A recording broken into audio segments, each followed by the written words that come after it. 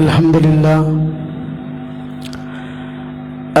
لله وكفى والصلاة والسلام على من لا نبي بعده أما بعد فأعوذ بالله من الشيطان الرجيم بسم الله الرحمن الرحيم يا أيها الذين آمنوا لا يسخر قوم من قوم عسى أن يكونوا خيرا منهم ولا نساء من نساء أن يكن خيرا منهن ولا تلمزوا أنفسكم ولا تنابزوا بالألقاب ومن لم يتب فأولئك هم الظالمون. قال النبي صلى الله عليه وسلم فمن رغب عن سنتي فليس مني. آمنت بالله صدق الله العظيم وصدق رسوله النبي الكريم ونحن على ذلك من الشاهدين والشاكرين والحمد لله رب العالمين. اللهم صل على محمد وعلى آل محمد كما صليت على إبراهيم وعلى آل إبراهيم إنك حميد مجيد.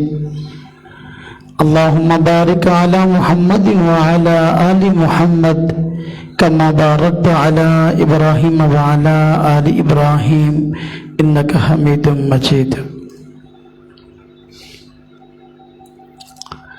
ربیع الاول کا مہینہ ہے. اس مہینہ کو حضور نبی اکرم صلی اللہ علیہ وسلم کی ذات اقدس سے خاص طور پہ نسبت ہے. اس مہینہ میں حضور نبی پاک صلی اللہ علیہ وسلم کی مبارک سیرت کو ذکر کیا جاتا ہے. اس مناسبت سے آج کے اس مجلس میں حضور نبی پاک صلی اللہ علیہ وسلم کی سیرت کا ایک خاص پہلو ذکر کروں گا. وہ یہ ہے کہ حضور نبی اکرم صلی اللہ علیہ وسلم کی عادت مبارکہ تھی کہ جب کسی سے مخاطب ہوتے تو عام طور پر مسکرا کے کھلے ہوئے چہرے کے ساتھ مخاطب ہوتے. آپ سخت مزاج نہ تھے. قرآن کریم میں اللہ رب العزت نے فرمایا ہے لو كنت فظا غليظ القلب لانفضوا من حولك. آپ صلی اللہ علیہ وسلم نہایت نرم دل تھے اور کھلے ہوئے چہرے کے ساتھ مسکراتے چہرے کے ساتھ لوگوں سے مخاطب ہوا کرتے تھے اور اپنے اٹھنے بیٹھنے والے حضرات کے ساتھ شریعت کی حدود میں رہ کر مزاح بھی فرمایا کرتے تھے. مزاح سے مراد خوش طبعی، ایسا انداز کہ جس سے کسی دوسرے کا دل خوش ہو جائے. قرآن کریم میں اللہ رب العزت نے ایسے ہنسی مذاق کے انداز سے منع کیا جس سے کسی دوسرے مسلمان کو تکلیف ہو. قرآن کریم میں ارشاد یا ایھا الذین آمنوا لا یسخر قوم من قوم عسى ان یکونوا خیرا منهم. کیا ایمان والو ایک دوسرے کا مذاق اور تمسخر نہ اڑاؤ. شاید کہ جس کا آپ مذاق اڑا رہے ہو دوسروں کے سامنے اس کو گھٹیا ثابت کرنا چاہتے ہو، اللہ کے ہاں وہ بہتر ہے دوسروں سے. اور خواتین کو منع کیا، لا نساء من نساء نساء یکن خیرا منہن۔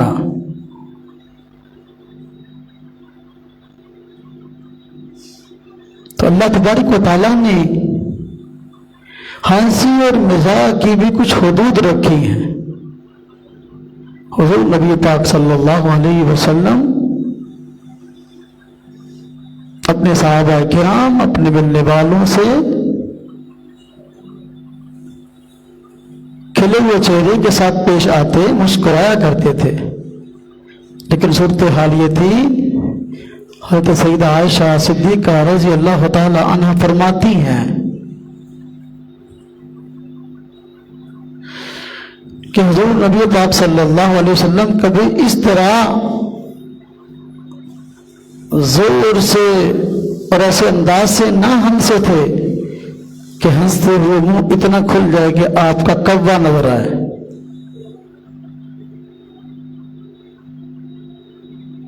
تو نبی پاک صلی اللہ علیہ وسلم کی سیرت کا ایک پہلو یہ ہے، اور سیرت کے اس پہلو میں کئی درخشاں واقعات اور موتی بکھرے پڑے ہیں۔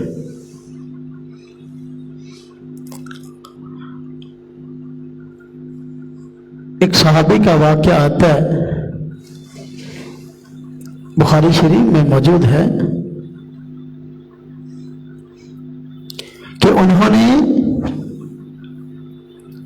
روزے کی حالت میں اپنی بیوی سے مباشرت کر لی، حالانکہ روزے کی حالت میں کھانا پینا مباشرت منع ہے، لیکن انہوں نے مباشرت کر لی۔ جب یہ فعل ہوا تو اس پہ پریشان ہوئے، حضور نبی پاک صلی اللہ علیہ وسلم کے پاس حاضر ہوئے اور آ کر عرض کیا، یا رسول اللہ صلی اللہ علیہ وسلم میں تو ہلاک ہو گیا، برباد ہو گیا۔ فرمایا کیا ہوا؟ کہنے لگے روزے کی حالت میں مجھ سے یہ کام ہو گیا۔ آپ صلی اللہ علیہ وسلم نے فرمایا کیا تمہارے پاس کفارے کے طور پر آزاد کرنے کے لیے غلام موجود ہے؟ تو کہنے لگے حضور غلام نہیں ہے۔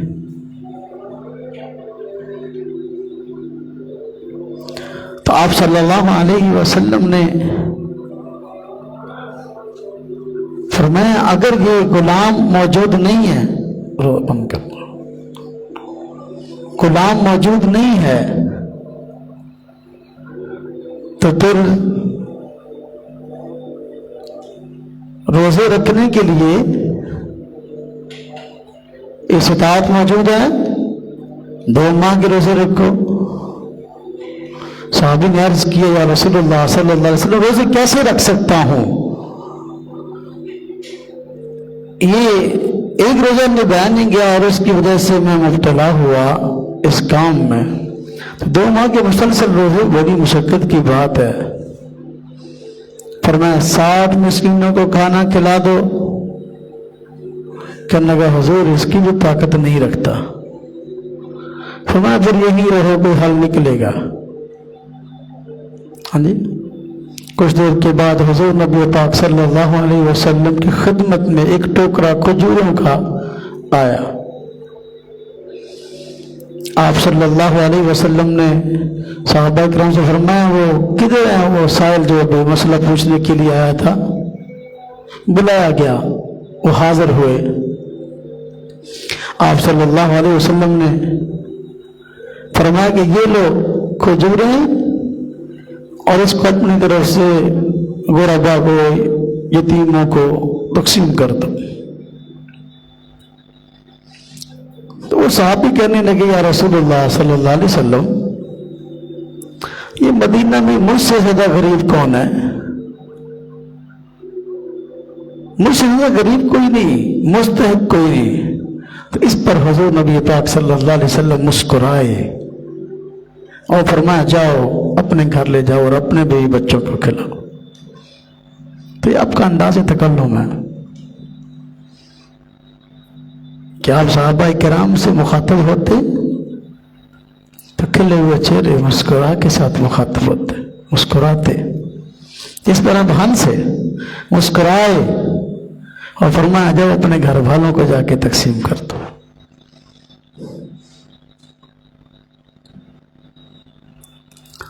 حضور نبی پاک صلی اللہ علیہ وسلم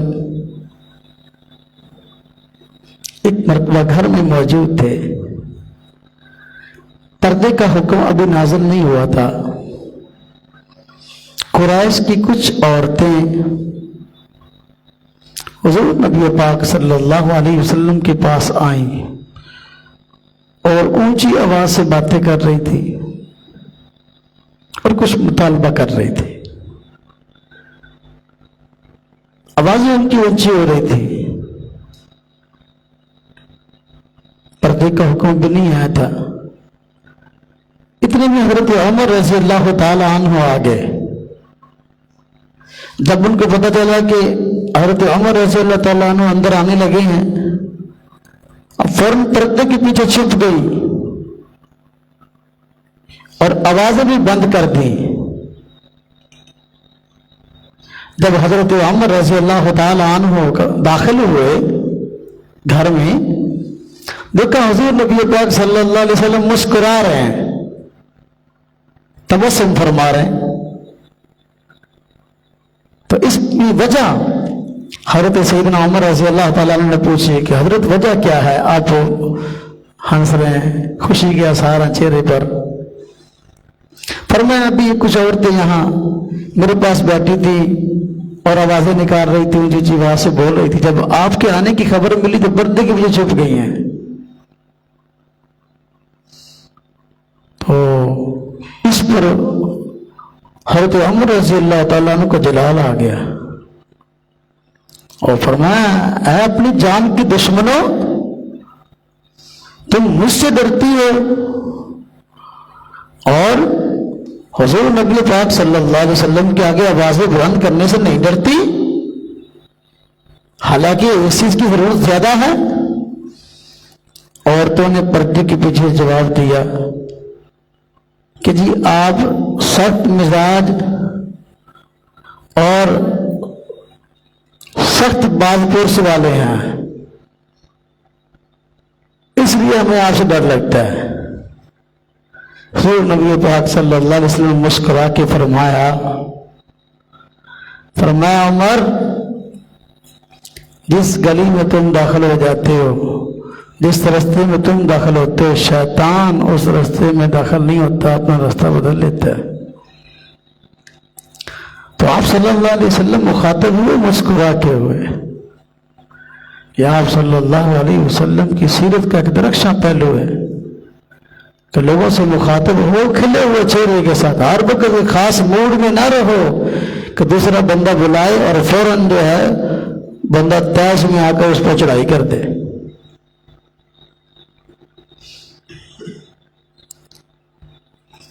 حضرت ابو سعید خدری رضی اللہ تعالیٰ عنہ سے بخاری میں روایت ہے، فرماتے ہیں کہ ایک مرتبہ ہم یعنی صحابہ کرام ہماری ایک جماعت ایک سفر پہ گئی، تو سفر کے دوران بھوک لگ گئی۔ قریب ایک قبیلہ تھا، تو ان سے مہمان نوازی کے لیے کہا گیا۔ عرب کا دستور تھا کہ راہ چلتے مسافروں کی مہمان نوازی کیا کرتے تھے، لیکن دستور کے موافق ان لوگوں نے مہمان نوازی کرنے سے انکار کر دیا۔ صحابہ کرام ابھی اسی قبیلہ میں موجود تھے کہ ان کے سردار کو سانپ نے ڈس لیا، بعض روایت میں بچھو میں ڈس لیا۔ جب بچھو نے ڈس لیا، اب بھاگتے ہوئے صحابہ کرام کے پاس آئے اور آ کر کہنے لگے کیا تمہارے پاس کوئی علاج یا کوئی دم ہے جو ہمارے سردار کو اس تکلیف سے بچا سکے؟ صحابہ کرام نے کہا بالکل ہے، لیکن اس پر ہمیں کیا دو گے؟ ان انہوں نے بکریوں کا ایک ریوٹ دینا منظور کر لیا کہ اگر آپ دم کریں اور ہمارا سردار ٹھیک ہو جائے تو ہم بکریوں کا ریوٹ دیں گے۔ حضور نبی پاک صلی اللہ علیہ وسلم کے صحابہ کرام میں سے ایک نے اس کو دم کیا سورہ فاتحہ پڑھ کر، وہ ٹھیک ہو گیا۔ انہوں نے بکریوں کا ریوٹ دے دیا۔ اب جب بکریاں بڑی تعداد میں صحابہ کرام کو ملی، صحابہ کرام پریشان ہو گئے، پتہ نہیں ہمارے لیے ان کا استعمال کرنا حلال بھی ہے کہ نہیں۔ تو حضور نبی پاک صلی اللہ علیہ وسلم کے پاس پہنچے اور مسئلہ پوچھا اور سارا واقعہ بتا دیا۔ اس پر نبی پاک صلی اللہ علیہ وسلم مسکرائے، فرمایا تمہیں کیسے پتا چلا کہ یہ بھی ایک دم ہے اور یہ ایک علاج کی چیز ہے؟ اس طرح پڑھو تو دم کرو تو بندہ ٹھیک ہو جاتا ہے۔ اور پھر فرمایا یہ بکریوں تمہارے لیے حلال ہے، اس میں میرا بھی حصہ رکھو۔ اب صحابہ کرام حضور نبی پاک صلی اللہ علیہ وسلم کے سامنے جاتے ہیں اور آپ ان سے مخاطب ہوتے ہیں تو کھلے ہوئے چہرے کے ساتھ، مسکراتی ہوئی مبارک شکل کے ساتھ حضور نبی پاک صلی اللہ علیہ وسلم ان سے ملتے ہیں۔ تو ایک مسلمان کا دوسرے مسلمان بھائی سے کھلے ہوئے چہرے کے ساتھ ملنا ایک نیکی ہے۔ غالباً پچھلے جمعے یا اس سے پچھلے جمعے میں نے ایک واقعہ سنایا تھا کہ حضور نبی پاک صلی اللہ علیہ وسلم ایک دن جمعے کا خطبہ ارشاد فرما رہے تھے۔ اسی دوران ایک دیہاتی صحابی ہے اور آ کر کہنے لگا یا رسول اللہ صلی اللہ علیہ وسلم قحط بڑا پڑا ہوا ہے اور جانور بھوکے مر رہے ہیں، ہماری بڑی بری حالت ہے، اناج نہیں کھانے کو چیز نہیں ہے۔ اللہ پاک سے دعا فرما دیجئے کہ اللہ تبارک و تعالی بارش نازل فرما دے اور یہ قحط کی صورتحال ختم ہو جائے۔ حضور نبی اکرم صلی اللہ علیہ وسلم نے خطبہ کے دوران دعا فرما دی۔ صحابہ کرام جب وہ جمعہ کی نماز پڑھ کے نکل رہے تو چھم چھم بارش برس رہی تھی اور یہ بارش پورا ہفتہ ہوتی رہی۔ اگلا جمعہ آیا، حضور نبی پاک صلی اللہ علیہ وسلم جمعہ خطبہ ارشاد فرمائے اور بارش ابھی تک ہو رہی تھی۔ تو وہی دیہاتی صاحب دوبارہ آیا اور آ کر عرض کیا یا رسول اللہ صلی اللہ علیہ وسلم بارش بڑی ہو گئی ہے، اب جو ہے ہمارے گھر ڈوبنے قریب ہے، آپ دعا فرما دیں کہ اب یہ بارش رک جائے۔ اب حضور نبی پاک صلی اللہ علیہ وسلم صحابی سے مسکرائے، مخاطب ہوئے اور مسکرائے۔ تو یہ حضور کی سیرت کا ایک بہترین پہلو ہے کہ دوسرے مسلمانوں کے ساتھ جب بھی مخاطب ہو تو کھلے ہوئے چہرے کے ساتھ مسکراتے ہوئے مخاطب ہو۔ آپ مسکرائے اور آپ نے دعا فرما دی یا اللہ یہ بارش ہم پہ نہ ہو، ہمارے ارد گرد۔ اپنے سے اشارہ بھی کیا۔ صحابہ کرام فرماتے ہیں کہ آسمان پر حالہ بن گیا، نشان اپنا گول نشان بن گیا۔ اس طرح جس طرح آپ نے اشارہ کیا تھا وہاں بارش نہیں ہوتی لیکن ارد گرد کئی دن تک بارش ہوتی رہی۔ کھلے ہوئے چہرے کے ساتھ ملنا، خوش مزاجی سے ملنا، یہ حضور نبی صلی اللہ علیہ وسلم کی مبارک سیرت ہے۔ ایک مرتبہ ایک دیہاتی حضور نبی پاک صلی اللہ علیہ وسلم کے پاس آیا۔ دیہاتی لوگ عموماً آداب سے فارغ ہوتے ہیں، ان کو ادب و آداب کا خیال نہیں ہوتا، تو اس طرح کے واقعات کئی ملتے ہیں۔ ہمارے یہاں بھی ایسا ہے۔ حضرت مولانا اشرف علی تھانوی رحمۃ اللہ علیہ کا ایک مریض تھا اور دیہاتی تھا، ایک مرتبہ آیا اور ایک بڑا سارا تربوز لے کے آیا آج کل تو ہم تربوز دیکھتے نا بڑے سے بڑا اتنا کی ہوتا، پہلے تربوز بہت بڑے بڑے ہوتے تھے، تو بڑا سارا تربوز اس نے نا اٹھایا ہوا تھا. حضرت جو ہے نا وضو خانے میں بیٹھے وضو کر رہے تھے، آ کر کے نے کہا حضرت جی آپ کے لیے تربوز لایا ہوں. حضرت نے فرمایا میرے سر پہ رکھ دو. اس نے اٹھایا اور حضرت کے سر پہ رکھ دیا. یعنی یہ دیہاتی لوگ ادب اور آداب سے واقف نہیں ہوتے. ایسا ایک دیہاتی حضور کے پاس آ گیا اور حضور نبی پاک صلی اللہ علیہ وسلم تشریف فرما تھے صحابہ کرام کے ساتھ. آپ کی چادر مبارک کو کھینچا زور سے، یہاں تک کہ آپ کی گردن مبارک پر نشان پڑ گیا. ہاں جی، اور کہنے لگا اپنے بندوں کو حکم دے مجھے کوئی چیز دے، مجھے ضرورت ہے، میں ضرورت مند ہوں. اپنے بندوں کو حکم دے کچھ نہ کچھ مجھے دے. اب انداز کیسا ہے؟ حضور کے گلے کے پٹکے کو چادر کو اس طرح کھینچا یہاں تک کہ نشان بن گیا. اب حضور نبی پاک صلی اللہ علیہ وسلم غصے نہیں ہوئے بلکہ آپ مسکرا دیے اس کس انداز پہ یہ دیاتی ہے. تو آپ نے صحابہ کرام کو حکم دیا بھی دو اس کو کچھ نہ کچھ. تو یہ کھلے ہوئے چہرے کے ساتھ دوسرے مسلمان بھائی کو ملنا یہ ایک بہت بڑی نیکی ہے. آج نفرتوں کا دور ہے، آج بہت زیادہ غلط فہمیاں آپس میں مسلمانوں کی پھیلی ہوئی ہیں، جس کی وجہ سے ایک دوسرے سے بات کرنے کو جی نہیں چاہتا. ایسے موقع پر کھلے ہوئے چہرے کے ساتھ دوسرے مسلمان بھائی سے ملنا یہ ایک بہترین نیکی ہے اور ایک بہترین انداز ہے، جس کی تعلیم حضور نبی صلی اللہ علیہ وسلم نے خود ارشاد فرمائی ہے.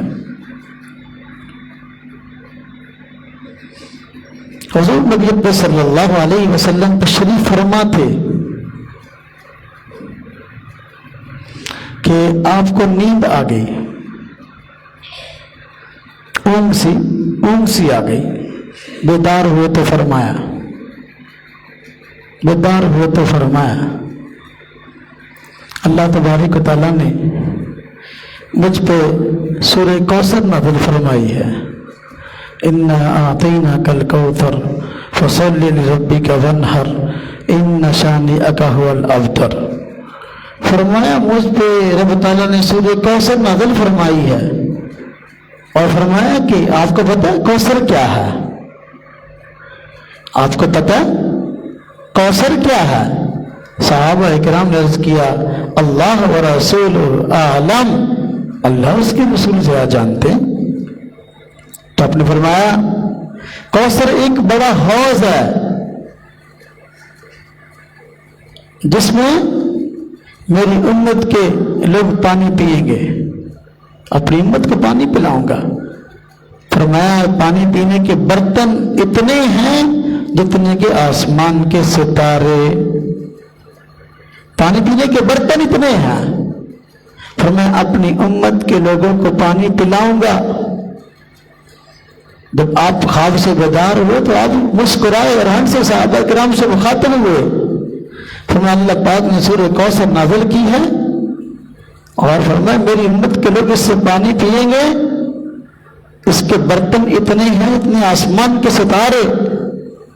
فرمایا کچھ لوگ میرے پاس لائے جائیں گے کہ اور کچھ لوگ میرے پاس آئیں گے، لیکن جب قریب آئیں گے تو ان کو قریب آنے سے روک دیا جائے گا. تو میں کہوں گا یہ تو میری امت کے لوگ ہیں، ان کو آنے دو. تو کہا جائے گا آپ کو علم نہیں آپ کے بعد ان لوگوں نے کس طرح کی بدعات ایجاد کی تھی. تو حضور نبی صلی اللہ علیہ وسلم فرمایا سہکن دفع ہو جاؤ، پھر کوئی پانی نہیں آبے کوثر کا.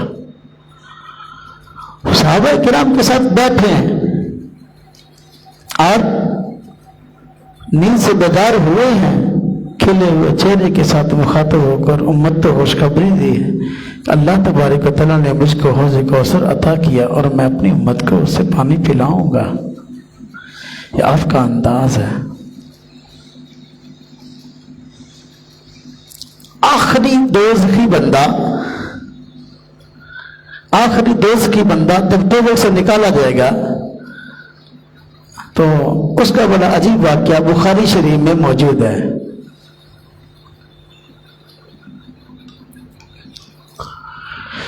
کہ دوزخ سے جب آخری بندہ نکالا جائے گا، آخری بندے سے مراد کون؟ گناہگار مسلمان. جو کافر ہے وہ کبھی دوزخ سے نکالا نہیں جائے گا. دوزخ سے نکالے جائیں گے مسلمان گناہگار، کیونکہ جنت پاک جگہ ہے اور پاک لوگوں کے رہنے کے لیے ہے. گناہ ایک ناپاکی ہے. اللہ تبارک تعالیٰ گناہگار مسلمانوں کو اگر دوزخ میں بھیجیں گے تو گناہوں سے پاک صاف ہونے کے لیے. تو جب آخری دوزخی مراد آخری مسلمان گناہگار جو دوزخ میں ہوگا وہ نکلے گا. حدیث پاک میں آتا ہے کہ وہ گھسٹتا ہوا دوزخ سے نکلے گا. جب گھسٹتا ہوا دوزخ سے باہر آئے گا تو جنت کی طرف جائے گا. دیکھے گا ساری سیٹیں پر ہو گئی ہیں، یعنی جنت کا جو بھی حصہ جہاں بھی جائے گا پر جنتی لوگ وہاں موجود ہیں. 3 مرتبہ رب تعالیٰ فرمائیں گے جاؤ جا کے دیکھو. پھر آئے گا، پھر کہے گا حضور جگہ یا رب یا باری تعالیٰ وہاں جگہ نہیں ہے. حضور نبی پاک صلی اللہ علیہ وسلم فرمایا جب یہ بندہ 3 مرتبہ کے بعد رب باری تعالیٰ کے پاس حاضر ہوگا اور کہے گا وہاں جگہ نہیں ہے، تو رب تعالیٰ فرمائیں گے جا پھر تیرے لیے زمین اور آسمان کا 10 گنا جنت کا حصہ تیار ہے تیرے لیے. ان اللہ علی کل شیء قدیر. رب تعالیٰ کی ذات تو ہر چیز پہ قادر ہے. تو زمین و آسمان میں جتنی جگہ ہے، جتنی خلا ہے، اس کا 10 گنا اللہ پاک اس بندے کو عطا کریں گے جو سب سے آخر میں جنت میں جائے گا. اب اس پہ حضور نبی صلی اللہ علیہ وسلم کی سیرت جو بیان کر رہا ہوں مسکرانا. کہتے کہ جب باری تعالیٰ فرمائیں گے نا جاؤ تیرے لیے دنیا اپنا زمین اور آسمان کا 10 گنا اس کی مثل جنت تیار ہے، اس میں چلے جاؤ. تو وہ حد سے وہ تعجب کرے گا، کہے گا یا اللہ تجھے میں نہ مذاق تے نہ کرو، تجھے تو بادشاہ ہو، تھوڑا میرے نہ مذاق اتنا بھلا بنتا.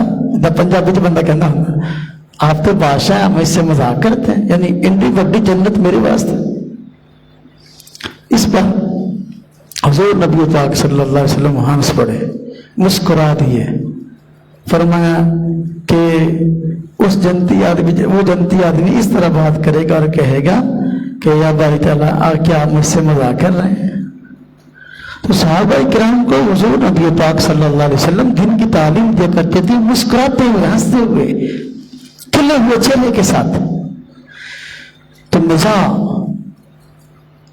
اور ہنسی شریعت کی حدود میں ہو اس میں کوئی حرج نہیں ہے، لیکن شریعت کی حدود سے باہر ہو، کسی آدمی کے دل آزاری مقصد ہو، کسی کا دل دکھانا مقصد ہو، ایسا مذاق قرآن نے منع کیا. ایھا الذین آمنوا لا یسخر قوم من قوم عسى ان یکونوا خیرا منهم. ایمان والو ایک دوسرے کا تمسخر نہ اڑاؤ. ایسا ہنسی مذاق جس میں دوسرے کو تکلیف ہوئی ہے حرام ہے، حلال نہیں ہے. حضور نبی پاک صلی اللہ علیہ وسلم صحابہ کرام سے مخاطب ہوتے تھے، کھلے ہوئے چہرے کے ساتھ مخاطب ہوتے تھے، مزاح فرماتے تھے، جائز حدود تک مزاح فرماتے تھے. ایک مرتبہ حضور صلی اللہ علیہ وسلم کے پاس ایک صحابی آئے، جنگ پہ جا رہے تھے. انہوں نے آ کر کہا یا رسول اللہ صلی اللہ علیہ وسلم میرے پاس سواری نہیں ہے، میں بھی جنگ پہ جانا چاہتا ہوں لیکن سواری نہیں ہے، تو مجھے اونٹ کا فرمایا آپ نے یا گھوڑے کا فرمایا کہ مجھے اونٹ یا گھوڑا عطا فرمائیے. فرمایا میں تو تجھے اس کا بچہ دوں گا. آپ نے فرمایا میں تو تجھے اس کا بچہ دوں گا. اب وہ صحابی جو ہے نا اس پہ حیران ہو کہنے لگے حضور میں نے تو سفر کرنا ہے تو میں بچے پر سفر کیسے کروں گا؟ آپ نے فرمایا جو بھی غالباً گھوڑا یا اونٹ ہے تو میں آپ کو اونٹنی کا بچہ دوں گا، اونٹنی کا بچہ دوں گا. اس نے کہا حضور میں بچے پہ سفر کیسے کروں گا؟ آپ نے فرمایا کہ جو بھی اونٹ ہے وہ اونٹنی کا بچہ ہی ہوتا ہے. یعنی مزاح تو فرمایا لیکن شریعت کی حدود میں رہ کے فرمایا. ایک عورت حضور نبی پاک صلی اللہ علیہ وسلم کے پاس آئی اور آ کر عرض کی یا رسول اللہ صلی اللہ علیہ وسلم اللہ پاک سے دعا فرمائیں کہ میں بھی جنت میں چلی جاؤں. وہ خاتون بڑھیا تھی، یعنی بوڑھی تھی، زیادہ عمر تھی ان کی. آپ نے فرمایا کوئی بڑھیا جنت میں نہیں جائے گی. اب وہ بڑھیا اس پہ رونے لگی. حضور نے کہہ دیا جنت میں نہیں جائے گی، میں کیسے جنت میں جا سکتی ہوں؟ رونے لگی، روتی ہوئی واپس جانے لگی. اب ٹھہرو ٹھہرو، روتی کیوں ہو؟ میں نے کہا کوئی بڑھیا جنت میں نہیں جائے گی، اس کا مطلب یہ نہیں کہ تو جنت میں نہیں جائے گی، جو بھی جائے گی جوان ہو کے جائے گی، جو بھی جائے گی جوان ہو کے جائے گی. یعنی تو جنت میں جائے گی لیکن اس بڑھاپے کی حالت میں نہیں، اللہ تجھے جوان کریں گے، جوان ہونے کی حالت میں جائے گی.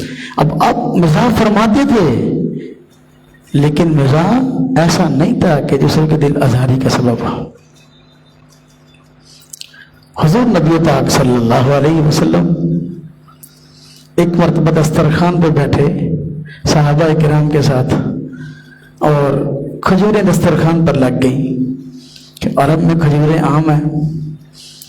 آج بھی کھجور بہت بڑی سوغات ہے وہاں پہ. کھجوریں دسترخوان پہ آ گئی. اب حضور نبی پاک صلی اللہ علیہ وسلم بھی کھجوریں کھا رہے ہیں، باقی صحابہ بھی کھا رہے ہیں. آپ صلی اللہ علیہ وسلم کے سامنے حضرت سیدنا علی المرتضیٰ رضی اللہ عنہ بیٹھے تھے. تو آپ صلی اللہ علیہ وسلم کھجوریں کھا رہے تھے اور کھجوروں کی گٹھلیاں جو ہیں حضرت علی کے آگے رکھ رہے تھے. کھجوریں کھا کھا کے گٹھلیاں حضرت علی کے آگے، اس طرح کھجوریں کھائے جا رہے ہیں، گٹھلیاں حضرت علی کے آگے رکھ رہے ہیں. تو جب کھجوریں کھا چکے تو کھجوریں ختم ہو گئیں تو آپ نے بطور مزاح کے فرمایا آج سب سے زیادہ کھجوریں علی نے کھائی ہیں، سب سے زیادہ کھجوریں علی نے کھائی ہیں، دیکھو اس کے سامنے کتنی گٹھلیاں پڑی ہیں. اب حضرت علی بھی سمجھے بھی حضور مزاح فرما رہے ہیں کہ فرمایا حضور ٹھیک ہے میں نے کھجوریں زیادہ کھائی ہیں، میرے پاس تو گٹھلیاں موجود ہیں، آپ کے پاس تو گٹھلیاں بھی نہیں ہیں، تو گٹھلیاں بھی کھا گئے. اپنی گٹھلیاں دکھائیں، آپ ہی گٹھلیاں کہاں ہیں؟ تو یہ شریعت کی نگاہ میں مزاح اگر دائرہ کار میں ہو تو منع نہیں ہے. حضور نبی صلی اللہ علیہ وسلم صحابہ کرام سے مخاطب ہوا کرتے تھے تو کھلے ہوئے چہرے کے ساتھ دوسرے مسلمان کے ساتھ پیش آنا، کھلے ہوئے چہرے کے ساتھ، مسکراتے چہرے کے ساتھ، یہ نیکی ہے. غالباً حدیث میں ہے یہ صدقہ ہے. صدقے کی بہت ساری قسمیں ہیں، ایک قسم صدقہ کی یہ بھی ہے کہ ایک مسلمان دوسرے مسلمان بھائی سے مسکراتے چہرے کے ساتھ پیش آئے. کئی صحابہ کرام کا یہ بیان ہے کہ حضور نبی پاک صلی اللہ علیہ وسلم جب بھی کبھی ہمارے سامنے آتے اور ہمیں دیکھتے تو مسکرا دیا کرتے تھے.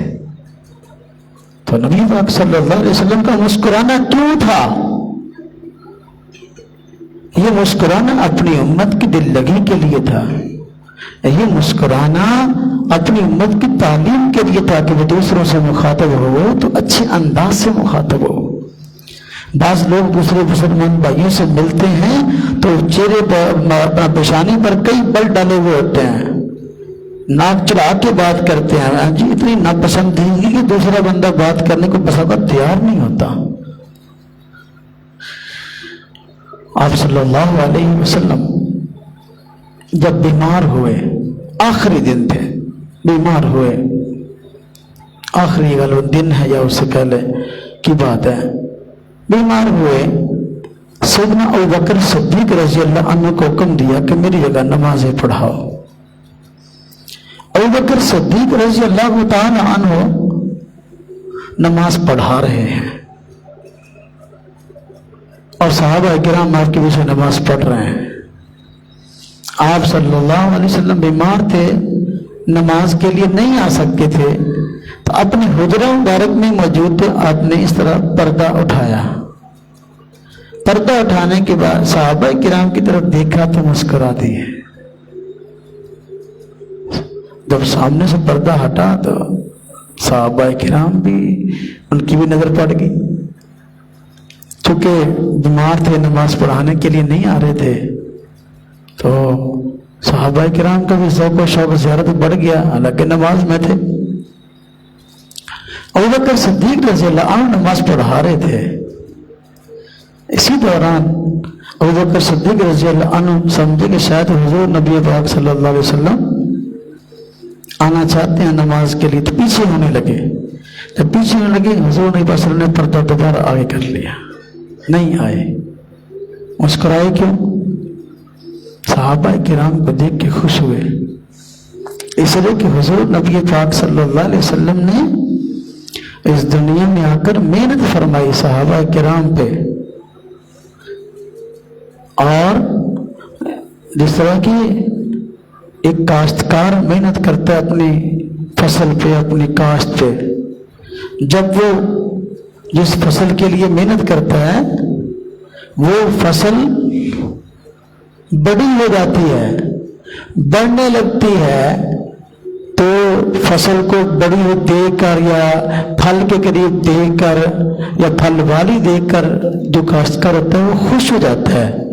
حضور نبی پاک صلی اللہ علیہ وسلم کی محنت اور آپ کی کھیتی، یہ صحابہ کرام ہیں۔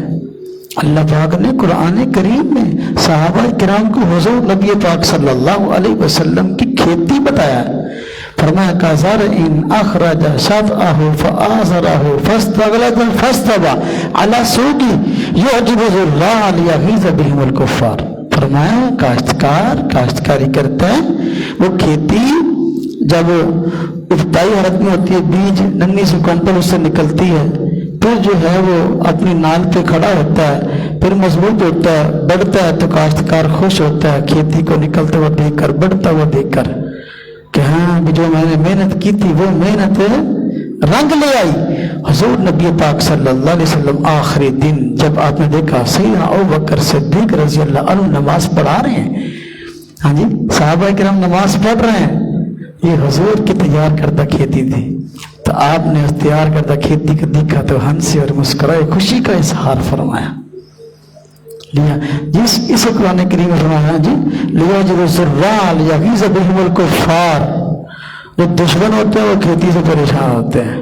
صحابہ کرام حضور نبی پاک صلی اللہ علیہ وسلم کی کھیتی، تو پوری بیان کا خلاصہ یہ ہوا کہ آپ صلی اللہ علیہ وسلم کی مبارک سیرت کے بہت سارے پہلو ہیں۔ ایک مبارک پہلو یہ ہے جب بھی دوسرے لوگوں سے مخاطب ہوا جائے تو کھلے ہوئے چہرے کے ساتھ مخاطب ہوا جائے، اچھے انداز سے مخاطب ہوا جائے، دوسرے مسلمان بھائی کے ساتھ اس طرح پیش نہ آئیں کہ پیشانی پہ بل پڑے ہوئے ہوں اور وہ بندہ بیچارہ صحیح طریقے سے اپنی بات بھی نہ کر سکے، ایسا نہیں۔ حضور نبی پاک صلی اللہ علیہ وسلم جب صحابہ کرام سے مخاطب ہوتے تھے تو کھلے ہوئے چہرے کے ساتھ مخاطب ہوتے، ہنستے مسکراتے ہوئے مخاطب ہوتے، لیکن ہنسی اور مذاق بھی اگر آپ فرماتے شریعت کی حدود میں فرماتے تھے، شریعت سے باہر نہیں جاتے تھے۔ آج کل ہمارے یہاں بھی ایک ہنسی اور مذاق کا انداز چلا ہوا ہے، وہ ہنسی اور مذاق کا انداز ایسا ہے کہ اس میں دوسرے آدمی کو ذلیل کرنا مقصد ہوتا ہے، اس کی حد تک کرنا مقصد ہوتا ہے، لوگوں کو ہنسانا مقصد ہوتا ہے کہ لوگ ہنسیں، اس کے ساتھ اس طرح مخاطب ہو، اس طرح جوتے مارو، یہ انداز شریعت کا انداز نہیں ہے، حضور نبی پاک صلی اللہ علیہ وسلم کی مبارک سیرت نہیں ہے۔ اللہ پاک ہم سب کو حضور نبی پاک صلی اللہ علیہ وسلم کی سیرت کے اس خاص پہلو کو اپنانے کی توفیق عطا فرمائے۔ وآخر دعوانا ان الحمدللہ رب العالمین۔